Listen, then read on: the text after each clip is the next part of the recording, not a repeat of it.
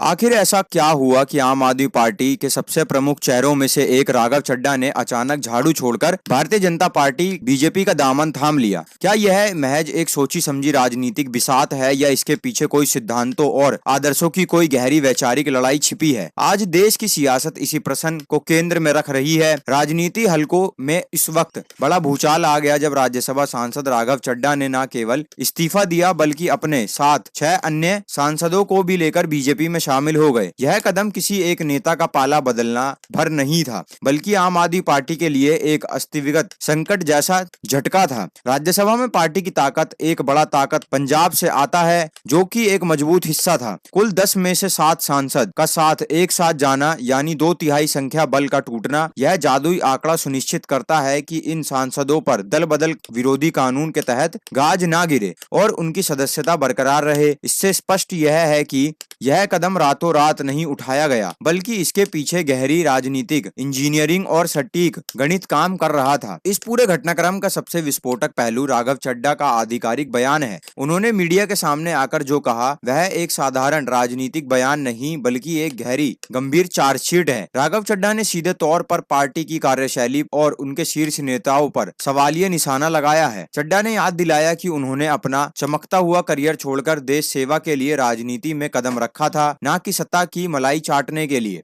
उन्होंने आरोप लगाया कि आज की आम आदमी पार्टी वह संगठन नहीं रही जो कभी भ्रष्टाचार विरोधी आंदोलन की कोख से आदर्शों और ईमानदारों के नाम पर जन्मी थी। उनका कहना था कि जब उन्हें एहसास हुआ कि पार्टी देश हित को दरकिनार कर केवल अपने निजी और राजनीतिक हितों के लिए काम कर रही है, तब उन्होंने मानसिक रूप से दूरी बनाना शुरू कर दिया। मैं उनकी दोस्ती के काबिल नहीं था क्योंकि मैं उनके गुनाह में शामिल नहीं था। यह एक वाक्य न केवल व्यक्तिगत असहमति को दर्शाता है बल्कि पार्टी के भीतर चल रहे कथित भ्रष्टाचार या समझौतों की ओर भी सीधा इशारा करता है। राघव चड्ढा ने एक और बड़ा खुलासा करते हुए बताया कि वह पिछले कुछ वर्षों से पार्टी की गतिविधियों से दूर थे। हालांकि कई शुभचिंतक उनसे इस दूरी का कारण पूछते थे, लेकिन उन्होंने उस समय चुप रहना ही बेहतर समझा। वह अंदरूनी तौर पर व्यवस्था को सुधारने की कोशिश कर रहे थे, लेकिन जब उन्हें लगा कि हालत सुधरने के बजाय लगातार बदतर होते जा रहे हैं, तब उन्होंने सच को देश के सामने लाने का फैसला किया। विश्लेषकों का मानना है कि इस कदम से चड्ढा खुद को एक साफ सुथरी छवि वाले नेता के रूप में स्थापित करना चाहते हैं, जिन्होंने सिद्धांतों की खातिर सत्ता को ठोकर मार दी। दूसरी ओर आम आदमी पार्टी ने इस पूरे घटनाक्रम को पीठ में छुरा खोपने जैसा करार दिया। मुख्यमंत्री भगवंत मान और अरविंद केजरीवाल ने इसे पंजाब की जनता के साथ बड़ा विश्वासघात बताया है। संजय सिंह समेत अन्य नेताओं ने आरोप लगाया कि बीजेपी ऑपरेशन लोटस के जरिए विपक्षी सरकारों को अस्थिर करने की